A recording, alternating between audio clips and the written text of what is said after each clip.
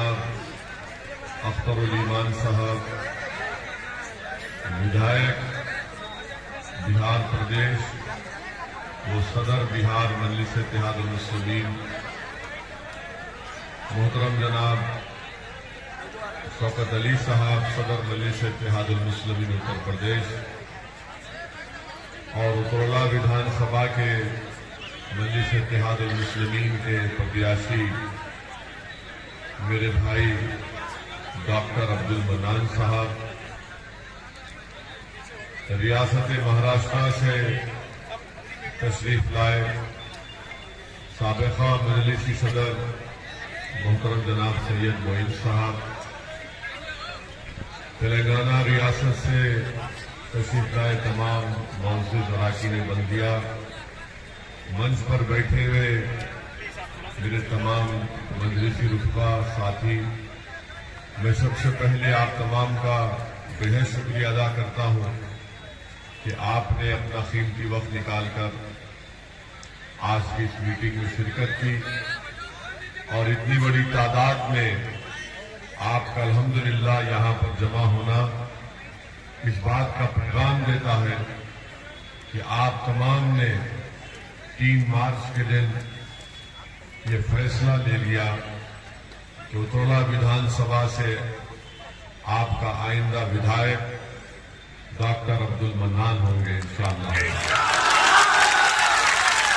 मेरे अजीज दोस्तों और बुजुर्गों, मैं शुक्रगुजार हूं डॉक्टर अयूब साहब का कि उन्होंने अपना कीमती वक्त निकालकर और इस बात को उन्होंने महसूस किया कि आज वक्त के हालात का तकाजा यह है कि हम सबको अपने अख्तिलाफात जो है उसको बाजू रखकर मिलकर दिल और सोच को मिलाकर हमको फिरका परस्ती, मुफाद परस्ती और उन ताकतों से मुकाबला करना है जो हमको अपना हमारा जायज मुकाम नहीं दिलाना चाहते हैं।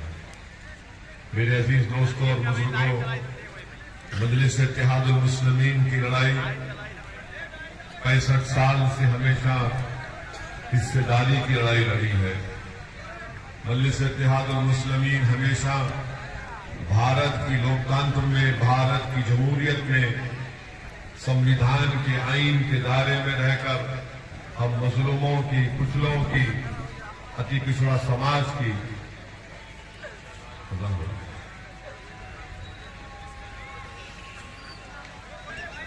मैं आपको ये बता रहा था कि 65 साल से मजलिस इत्तेहादुल मुस्लिमीन का सियासी सफर यही रहा कि भारत के संविधान और आईन के दायरे में रहकर मजलूमों की आवाज को बुलंद किया जाए, उनका जायज मुकाम उनको दिलाया जाए और उनको हिस्सेदारी की लड़ाई में उनको उनका हिस्सा मिले। मेरे अजीज दोस्तों और बुजुर्गों, असदुद्दीन ओवैसी कोई आला जात के या कोई नवाब खानदान से निकलकर नहीं आया आपके दरमियान में। मेरे बुजुर्ग, मेरे आबा अजदाद ने मेहनत की, जुस्तजू की, आम आदमियों की तरह अपनी जिंदगी गुजारी और अल्हम्दुलिल्लाह उन लोगों का तक़वा, उनकी परहेज़गारी हमारे बुजुर्गों की थी कि आज अल्लाह सुब्हानहू तआला ने आप तमाम की दुआओं और आशीर्वाद की वजह से असदुद्दीन ओवैसी को यहां तक लाकर खड़ा किया। मेरे अजीज दोस्तों और बुजुर्गों, मगर एक बात मैं आपको बताना जरूरी समझता हूं कि मैं हैदराबाद पार्लियामेंट का सांसद हूं। हमारे 7 अरकान असेंबली तेलंगाना प्रदेश हैदराबाद में है। हमने अपने 65 साल की सियासी सफर में अब तक सत्ता में हमारा कोई मंत्री नहीं बना, हमारा कोई मंत्री नहीं बना, क्योंकि हर कोई आपसे आकर कहता है कि जब इलेक्शन जीतोगे तुम मंत्री बनोगे या सत्ता में आओगे, मगर हम आपको बता रहे हैं कि सियासी ताकत क्या होती है। हमारे 7 विधायक हैं, 1 MP है, हैदराबाद में 44 हमारे कॉर्पोरेटर हैं।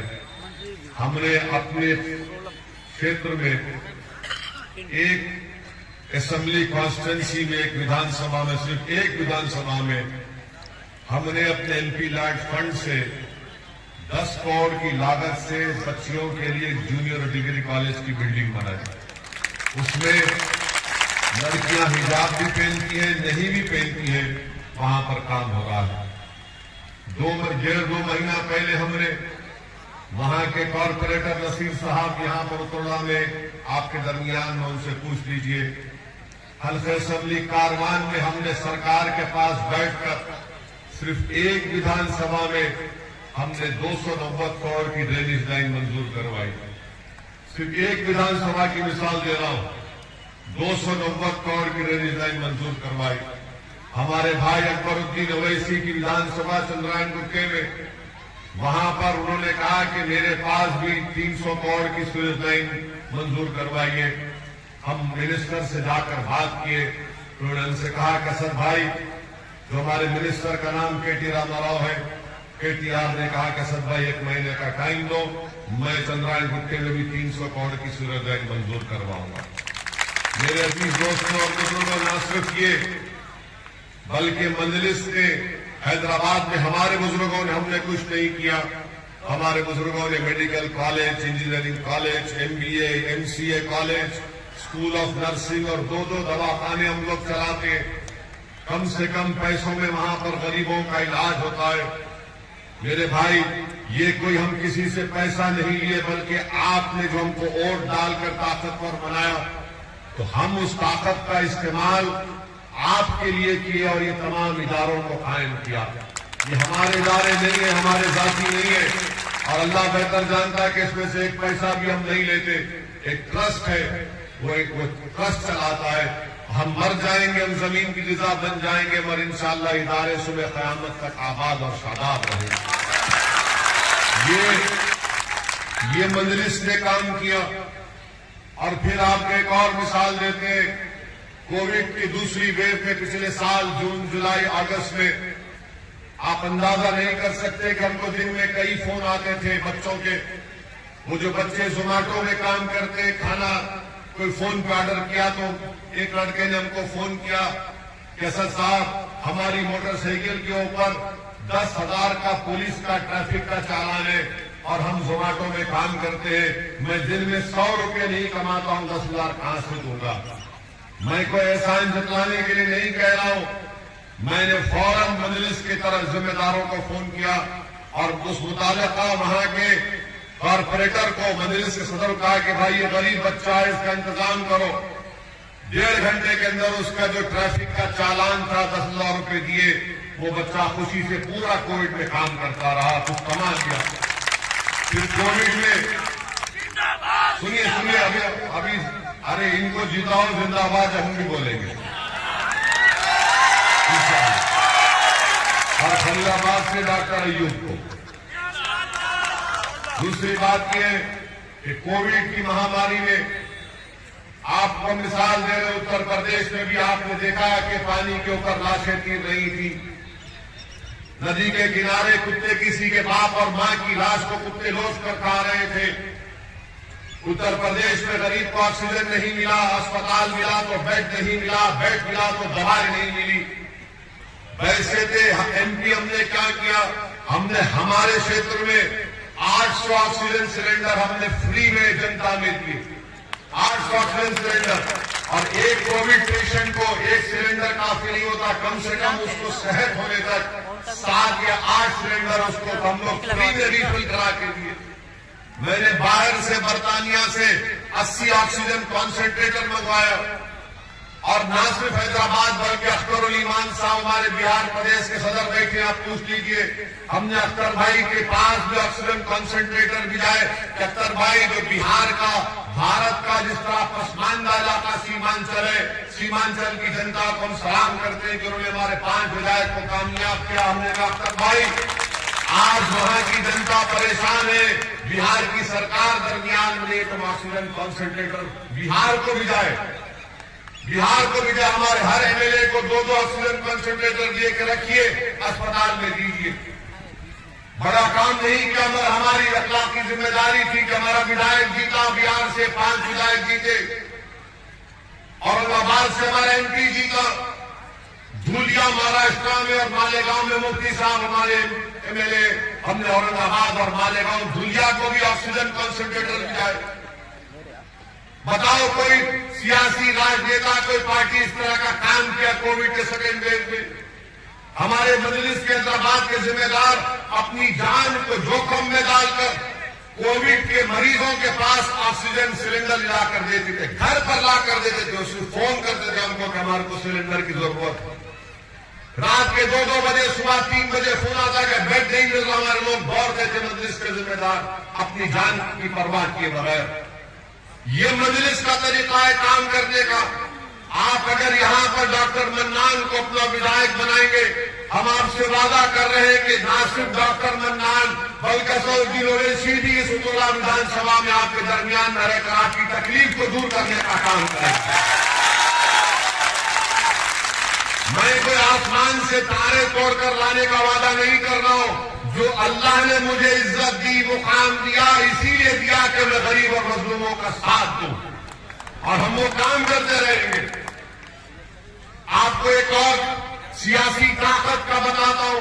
अख्तर भाई बैठे हुए हमारे प्रदेश बिहार के सदर, जनता दल का नीतीश कुमार की पार्टी का एक मेंबर, उसको लोग गुंडाई लोग पकड़कर उसकी जान ले लिए।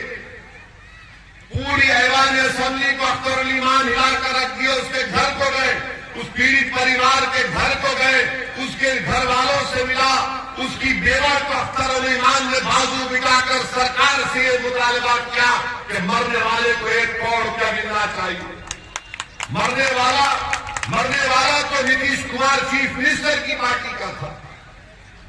नीतीश कुमार की सरकार बिहार में एनपीआर एनआरसी को पिछले दरवाजे से लाना चाहती थी, तो मजलिस इत्तेहादुल मुस्लिमीन का विधायक बिहार की विधानसभा में खड़े होकर वहां की सरकार को कह दिया अगर एनपीआर एनआरसी बिहार में शुरू होगा तो अख्तर अली मान पूरे पटना को जनता से भर देगा। ये काम हम बर्दाश्त नहीं करेंगे। लोग बोलते कि तुम्हारे 5 विधायक जीते बिहार से, तुम सत्ता में नहीं हो। मैं आज चैलेंज के साथ कहता हूं कि जिन विधानसभा से मजलिस के 5 विधायक जीते, जहां बरसों से गांव में काम नहीं हो रहा था, आज वहां पर विकास का काम हो रहा है, जनता खुश है वहां पर। तो ये हमेशा बोलना कि सत्ता मिलेगी, सत्ता जब मिलती है ना किसी को तो उसकी जेब मोटी होती है, गरीब का फायदा नहीं होता। सत्ता जब आप देते हैं तो उसमें काबिलियत होनी चाहिए कि लड़कर काम कराया जाए। बैठा जाकर एसडीएम के पास, डीएम के पास, एसपी के पास, या तो मुझे तुम जेल में डालो या गरीब से इंसाफ करो। ये काम मजलिस करके आई और करेंगे तो में भी इंशाअल्लाह ताला।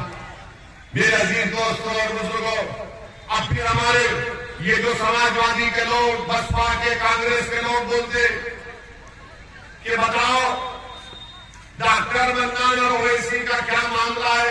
अरे मैं तुमको आज की सभा में खड़े होकर कह रहा हूं, बताओ अखिलेश और कांग्रेस के लीडर राहुल गांधी कौन से खानकाह के शेख के मुरीद है? बताओ। अखिलेश यादव और राहुल गांधी कौन से खानकाह के शेख के मुरीद है? और वो जो बसपा की मैडम है वो कौन सी पिरानी मां है? याद रखो, अगर तुम बोलना शुरू करोगे तो हमारी जबान बहुत लंबी है, बहुत खोल देंगे, पूरा शीशा खोल देंगे तुम्हारा। अगर तुम बात करते हो तसव्वुफ की तो सुनो, तसव्वुफ के माने जुनैद बगदादी रहमतुल्लाह ने बताए थे कि तसव्वुफ वो है, सूफी वो है जो दुनिया में मर चुका और अल्लाह के लिए जिंदा है। वो सबक हमने खानकाह से सीखा, अब हमको सबक सिखाएंगे, आप बताएंगे हमको। तो बताओ फिर तुम जिस पार्टी की तारीफ कर रहे हो कौन सी खानकाह का शेख है? डॉक्टर मन्नान है, डॉक्टर है, इंसान है, तलब रखता है आपके लिए। मेरे अजीज दोस्तों और बुजुर्गों, ये बात को आपको समझना है। और हम यहां के साबिका विधायक अनवर हाशमी साहब के लिए हम दुआ करते हैं कि अल्लाह सुब्हानहू व तआला उनको सेहत दे और उनकी मसाइब और मुश्किलात से अल्लाह उनको राहत दे। वो हमारे पार्टी के नहीं है, मगर हम कैसे नाम भूल जाए। यही तो वैसी की लड़ाई है, यही तो हमारी सोच है, यही तो हम इसलिए हमको बदनाम किया जाता है, झूठे ड्रामा करा दिए जाते हैं। मेरे भाई, औरंगाबाद में एमपी की सीट इम्तियाज जलील है। बोलते ये लोग क्या बोलते, ओवैसी आएगा तो बीजेपी भाजपा जीत जाएगी। अरे भाई, कहां जीतेगी? औरंगाबाद में 21 साल का शिवसेना का एमपी था। कितने साल का था? वो शिवसेना सेकुलर है। उसका एमपी को इम्तियाज जलील खड़ा हुआ तो औरंगाबाद की जनता को सलाम कि उन्होंने 21 साल के शिवसेना और भाजपा मिलकर लड़ रही थी 21 साल से, उसके एमपी को औरंगाबाद की जनता ने इम्तियाज जलील को अपना सांसद बनाया। कांग्रेस करी कुछ, महाराष्ट्र की सपा करी, कुछ नहीं करी। इनको डर यही है कि ये बड़े बड़े जिलों को तोड़कर आगे बढ़ रहा है, बड़े बड़ों को नीचा कर रहा है। मैं मजलूमों को गाना चाहता हूं, मैं बड़ों की फिक्र नहीं करता आया हूं। मेरी आंखों में कमजोर, जो कमजोर है मेरी आंखों में मजबूत है। और बोलते क्या ये इश्क करता है? अरे दीवाने, मुझसे बड़ा कोई रसूल अल्लाह सल्लल्लाहु अलैहि वसल्लम का चाहने वाला नहीं होगा। ये तो उनका सदका है जो हम खा रहे हैं, ये तो उनका सदका है जो हम खा रहे हैं। और उन्हीं का करम होगा, उन्हीं की सिफात हो गई तो हम कामयाब होंगे सर के मैदान में। इश्क हमको सिखाएंगे आप? सारी दुनिया हमसे नफरत करती है, आप हमको सिखाएंगे? मजलिस का एक एक फर्क, मजलिस का एक एक रुकन आशिक रसूल भी है और गुलामान मुस्तफा की आल के आल का गुलाम है। और अगर तुम इस पर बहस करना चाह रहे, तुम नहीं बैठ पाओगे 10 मिनट के हमारे सामने, तो हम तुमसे पूछेंगे तो तुम जिस पार्टी की तारीफ कर रहे हो उसका नेता कौन सी खानखा का शेख है? हम तुमको बताएंगे हमारा शेख कौन है। मेरे अजीज दोस्तों और बुजुर्गों, क्या कहा था इकबाल ने इसके बारे में कि इसके मिदराब से नग़्मे तारे हयात, इससे नूर हयात, इससे नारे हयात। और क्या कहा था इकबाल ने कि बुझी इसकी आग तो अंधेर है, बुझी इसकी आग तो अंधेर है, मुसलमान नहीं खाक का ढेर है। हम तो इसकी बात करते और ये तमाम सपा बसपा कांग्रेस के लिए हम तो कहते हैं कि हम इनकी लैला हैं। ये पूरे हमारे पीछे पड़े रहते हैं दिन भर रात भर, रात में भी इनको ख्वाबों में नजर नहीं आती है। इसीलिए हमारी गाड़ी पर गोलियां चलाई गई, 4-4 गोलियां हमारी गाड़ी पर चलाई गई। तो हमको एक सपा वाले ने फोन करके कहा कि आपकी गाड़ी पे नीचे लगी गोली। मैंने कहा बेटा एक काम करना, तुम्हारे भैया को बुलाना, गाड़ी में बिठाते हैं और 4 राउंड नीचे मारते, अगर वो पेशाब ना कर दे तो हमको बोलना। हमारी गाड़ी पर 4 गोलियां चली, आपके दुआओं से रसूलुल्लाह सल्लल्लाहु अलैहि वसल्लम के सदक़े तुफैल में, अहले बैत के सदक़े तुफैल में, अहले दिल की दुआओं की वजह से अल्लाह ने हमको महफूज रखा। और हम 24 घंटे के अंदर पार्लियामेंट में जाकर तकरीर भी किए। अगर किसी की गोली पर गाड़ी पर 2 पत्थर पड़ जाते तो घर से नहीं निकलता 4-4 दिन। हमको कहेंगे हमको सिक्योरिटी नहीं चाहिए, हमको नहीं चाहिए, हम जनता के दरमियान में रहेंगे। अमित शाह ने कहा जेड कैटेगरी ले लो ओवैसी जी, हमने कहा जेड कैटेगरी सिक्योरिटी नहीं चाहिए, हमको ये कैटेगरी का शहरी बनाओ, हमको बराबर लाओ, सबके बराबर करो। ये लड़ाई मजलिस इत्तेहादुल मुस्लिमीन की है। और आपके विधानसभा में हमने कहा हम रुक गए कज़ा के लिए, हाँ एक रुक गए कज़ा के लिए, तुम जारी रखते हैं। आपको तोड़ा विधानसभा में रेलवे लाइन है? नहीं है। रेलवे लाइन नहीं है, नहीं है। हम जिम्मेदार है, डॉक्टर मन्नान जिम्मेदार है।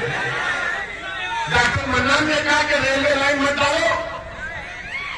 ये डबल इंजन की सरकार मोदी योगी की भूली गई उत्तराला को, और यहां का बीजेपी का विधायक भी रेल की लाइन नहीं डाला, मगर बोला double engine, double engine, double engine.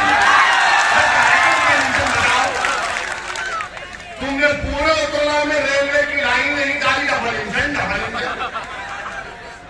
और फिर बोलते, मुख्यमंत्री बोलते, मैं मई जून में बर्फ डालूंगा। मुख्यमंत्री जी, मई जून में बर्फ मत लाओ। उत्तराला में तुमने कितने शिक्षा के स्कूल खोले बताओ? तुम जनवरी में गर्मी की बात मत करो, तुम बताओ कितने उत्तराला में अस्पताल है? कुछ भी नहीं है, नहीं है। कितने लोग नहीं हाथ उठा रहे बताओ? अब इसका इलाज करेंगे? इसका इलाज कैसे करेंगे? इलाज डॉक्टर ही करेगा ना, योगी तो नहीं करेगा, अखिलेश तो नहीं करेगा, वो राहुल तो भाग के वहां चला गया, वो भी नहीं करेगा, तो कौन करेगा? डॉक्टर मन्नान करेगा इंशाअल्लाह। समाज से ही बता गया है कि डॉक्टर मन्नान साहब को, डॉक्टर मन्नान साहब का निशान पतंग का है, पतंग के निशान पर बटन दबाइए और डॉक्टर मन्नान को अपने वोटों से कामयाब करिए, नेता बनाइए। नेता बनाने की लड़ाई लड़ रहे हम लोग, हिस्सेदारी की लड़ाई लड़ रहे हैं। भागीदारी परिवर्तन मोर्चा बाबू सिंह कुशवाहा को मुख्यमंत्री बनाने की लड़ाई लड़ रहा है। हमने तय किया कि अगर उत्तर प्रदेश की जनता और उत्तराला की जनता आप यहां से मजलिस को और भागीदारी परिवर्तन मोर्चा को कामयाब करेगी, तो हो सकता है कि 3 डिप्टी सीएम बनाए जाएंगे, एक अल्पसंख्यक समाज का मुसलमान, एक किसान समाज से और एक अति पिछड़ा समाज से। अगर डॉक्टर मन्नान यहां से विधायक बनेगा और भागीदारी परिवर्तन मोर्चा को सत्ता मिलेगी, तो विधायक के साथ डिप्टी सीएम भी बनेगा इंशाअल्लाह। हम कह रहे हैं आपसे, मगर आपको फैसला लेना है, आपको बहादुरी से फैसला लेना है। ये आकर बोलेंगे वो बीजेपी आएगी, बीजेपी आएगी।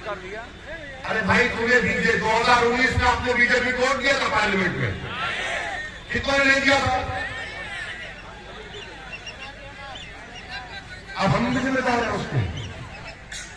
ये आकर बोलते हैं शैतान जब कान में कुछ कुछ करता है ना, अब हमारे जाने के बाद ये इब्लीस की औलाद बहुत बोलेगी, अरे देखो बीजेपी, बीजेपी। अबे बीजेपी का वजीफा तू इतना क्यों करता, तू समझ में नहीं आता। मेरे अजीज दोस्तों और बुजुर्गों, आपसे मदद गुजारिश कर रहे कि आप इनकी बातों में मत आइए। 5 साल के लिए हमको मौका दीजिए, सिर्फ 5 साल के लिए हमको मौका दीजिए। उत्तराला में हम ऐसा विकास, ऐसी तब्दीली लाएंगे इंशाअल्लाह ताला कि आप भी कहेंगे कि हमारे फैसले पर आपने जो फैसला लिया वो इसमें उसकी पार्टी ने हमको शर्मिंदा नहीं किया।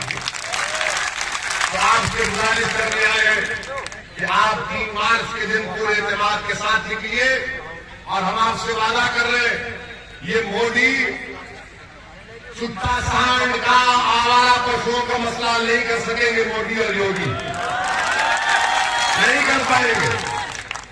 मेरे अजीज दोस्तों और बुजुर्गों, बहुत से मसाइल हैं आपकी विधानसभा में, तकालीफ है। हम आपसे सिर्फ यही इल्तिजा करने आए हैं कि 3 मार्च को आप डॉक्टर मन्नान को वोट देकर कामयाब करिए, और आपसे अपील कर रहे हैं कि आप डरिए मत, डरिए मत। आप डरेंगे? डरेंगे आपको? ऐसा ही बोल रहे, आप पूरे एतमाद के साथ बोल रहे, डरिए मत। अब हमारे भाषण के बाद क्या बोलेंगे मालूम आपको? अरे उधर का वोटर बीजेपी में जा रहा है, फिर जब मतदान का दिन आएगा अफवाह फैलाएंगे। ये पुलिस की औलाद है ना, ये लोग कुछ करते हैं। तो जब आकर वो बोलेगा तो बोल रहा है पोस्ट आउट कहां जाता, जाने से मेरा वोट तो डॉक्टर मन्नान के लिए। और जब डर कभी दिल में पैदा होगा तो उस कर्नाटका की बच्ची ने हम तमाम को जिंदगी का हौसला और अज़म सिखाया कि जब शैतान वसवसे पैदा करता है, तो बच्ची ने कहा कि जब मुझे बलवाइयों ने घेर लिया था तो मुझे डर लगा, तो मैंने नारा लगाया। क्या नारा लगाया था उसको? जोर से लगाओ, दम के लगाओ, घूम के लगाओ, और इसमें घूम के लगाओ। अब भाग गया इब्लीस के यहाँ से। बोलेगा ये तो अजीब बात कर दिया है, मगर मेरा ये भड़काऊ भाषण जो आज का हुआ है, आपसे विनती करते हैं इसको नौजवानों से, खासतौर से जरा इसको फैलाओ। व्हाट्सएप वो फेसबुक भी है, फसाद बुक भी है, उस पर डालो, इंस्टाग्राम भी है, सब पे फैलाओ ताकि उत्तरला की जनता को मालूम हो जाए कि एक दीवाना आया था जो हमारी दिल की बात किया, जो हमारी हिस्सेदारी की बात किया और उत्तरला विधानसभा के विकास की बात किया। आप तमाम का बेहद शुक्रिया कि आपने अपना कीमती वक्त निकालकर आज के इस मीटिंग में शिरकत की। हमको डुमरियागंज भी जाना है और 4 जगह जाना है, मगर आते रहेंगे।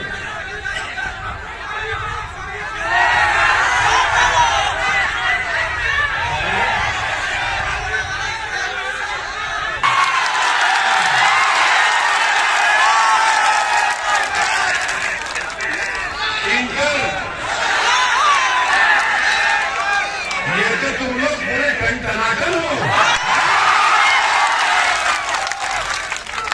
अच्छा तो हमको ये भी करना पड़ रहा है। ठीक है, देश के गृह होम मिनिस्टर अमित शाह साहब उन्हीं का बोल रहे हैं। वो उत्तर प्रदेश को आए तो आकर उन्होंने कहा कि बीजेपी को और खुदा न खास्ता सत्ता दोबारा मिलती है, तो अमित शाह ने कहा कि मैं नौजवानों को पैगाम दे रहा हूं कि जो 12वीं के बाद इंटर में जाएंगे उनको क्या दिमाग है, अरे क्या दिमाग है शाह साहब का, वाकई में शाह है। मोदी जी ने भी ऐसे लोगों को पाला है। पशु को छोड़ दिए खेत में और शाह को बोले 12th के बाद मगर मोदी जी कहते हैं कि सियासी जिंदगी में हंसी मजाक होना चाहिए। मन की बात में कहा था, तो हमको उसी पर एक चीज याद आ गई कि मोदी जी सऊदी अरब गए थे। सऊदी अरब गए तो वहां पर सऊदियों ने उनको तोप दिखाई, तो मोदी जी बड़ी गहराई से उसका मुताला किए, घूम के देखे, कहीं ना कहीं किए और देखकर उस सऊदी शेख से बोले कितना दूर तक फेंकी। वो शेख बोला वल्लाही तुमसे कम फेंकी। 15 लाख नहीं आए, 2 करोड़ नौकरियां नहीं आए। अब कह रहे 10 मार्च के बाद मैं चुट्टा सांग का मसला हल करूंगा। मोदी जी गरीब परेशान है, सब परेशान है, मगर उत्तरला की विधानसभा की तरक्की के लिए असदुद्दीन ओवैसी, अमित शाह, नरेंद्र मोदी, ये सबको बाजू रखिए। आपका सोचिए, ये विधानसभा आपकी है, इन बच्चों का मुस्तकबिल आपका है। 5 साल के बाद जब ये बच्चे बड़े हो जाएंगे, ये आपसे सवाल करेंगे, बताओ आपने हमारे विधानसभा में शिक्षा का इंतजाम क्यों नहीं किया, अस्पताल क्यों नहीं आई, रेलवे की लाइन क्यों नहीं आई, यहाँ के रोड पानी का इंतजाम क्यों नहीं किया। हमारा नेता कौन है, हम किसका हाथ पकड़ कर रोएंगे, कौन हमारी सरपरस्ती करेगा, कौन हमारी रहबरी करेगा। मेरे भाई, इस पर आपको वोट देना है। डॉक्टर मन्नान एक बेहतरीन आदमी है, मैं इनको करीब से जानता हूं। ये आदमी आपके लिए तड़पता है, याद रखिए, इसके दिल में आपकी तड़प है और ऐसे तड़पने वाले को आप अपने वोट से इनको कामयाब कर दिए। और मैं आपसे अपील कर रहा हूं कि हमारे लिए दुआ करिए कि अल्लाह जब तक हमको जिंदा रखे, अल्लाह हमारी जुबान से सच्चाई और हक को बयान करने का अल्लाह हमको